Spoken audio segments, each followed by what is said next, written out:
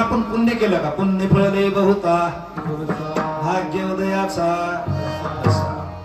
असं मग पुण्य केल्याच्या नंतर पण रुक्मिणी मातेचा जप सुरू असायचा आणि जप करून त्या पिंपळाला प्रदक्षिणा घालायच्या. 4 रत्न पोटाला आले. ज्ञानदेव निवृत्ती सोपान मुक्ताई, पुण्याचं फळ आहे.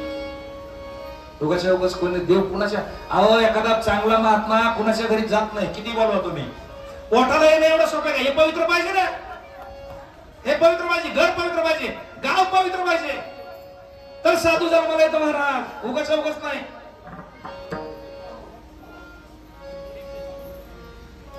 जात्यावरची ववी आहे माझी आई लहानपणी माणसाची. दैवरी येतात तुम्ही. कवते का माईन पुण्य केले कोट्यान कोटी, म्हणून देव ऋषी माय आले तुझ्या पोटी. अरे पहिलं माय पुण्यवान पाहिजे. मातृदेव भव, पितृदेव भव. आणि मग असं जर पुण्य असेल का तर साधू जन्माला येतोच. आणि साधूचं कसं असतंय, तुम्हाला सगळ्याला कथा भाग माहिती, तुमचा मी वेळ घेणार नाही, पण ज्या वेळेस देवाचा अवतार, देवाचा अंश किंवा साधूचा अंश आईच्या उदरात राहतो का, त्यावेळेस आईची काय बदललेली असते. आईचीच काय बदलती, बाळाची पुन्हा बदल, आधी आईची बदलते. त्याला एक ज्ञानेश्वरी मध्ये होईल, मोटकी देहाकृती उमटे,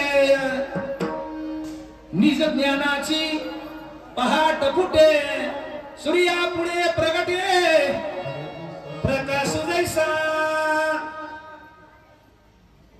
बाळ जन्माच्या देही उमटती चिन्हे शकुना जुगी उत्तम. चला रामायणात 2 मिनिटात जातो. ज्यावेळेस राजा दशरथ डोहाळे पुसायला गेले, राम जन्मले होते का? राम कुठं होते? आईच्या पोटात. आणि रे धनुष्य मारीन रावणा कोण म्हणतो? आणि रे धनुष्य मारीन रावणा, आणि रे धनुष्य मारीन रावणा, आणि रे धनुष्य मारीन रावणा, आणि रे धनुष्य मारीन रावणा. लंकानी भीषण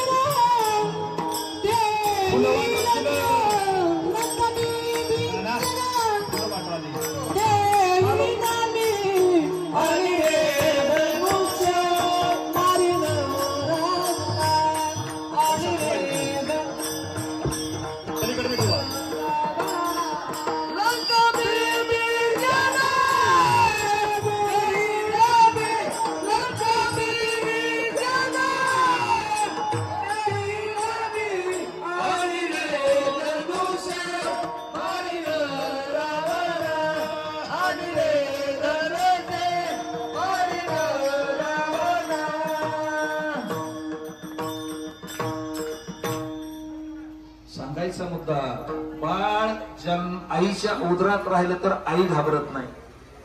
बाळ तीच आपोआप ती.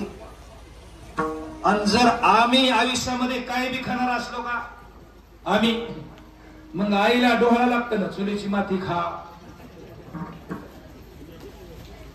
असं म्हणते. काही मावल्या नाकातलं मटेरियल सुद्धा खाद्या. बाबरा म्हणतात म्हणते, मला माहित नाही, मी काय आई झालो नाही. हे तुमचा दोष नाही, त्या बाळाचा दोष आहे. ते उद्या काय खाईल सांगता येत नाही. चला, मला आपल्याला बाबाच्या चरित्राकडे यायचंय. भगवान बाबाचा अवतार कौतिका मातेच्या पोटामध्ये विलीन झाला.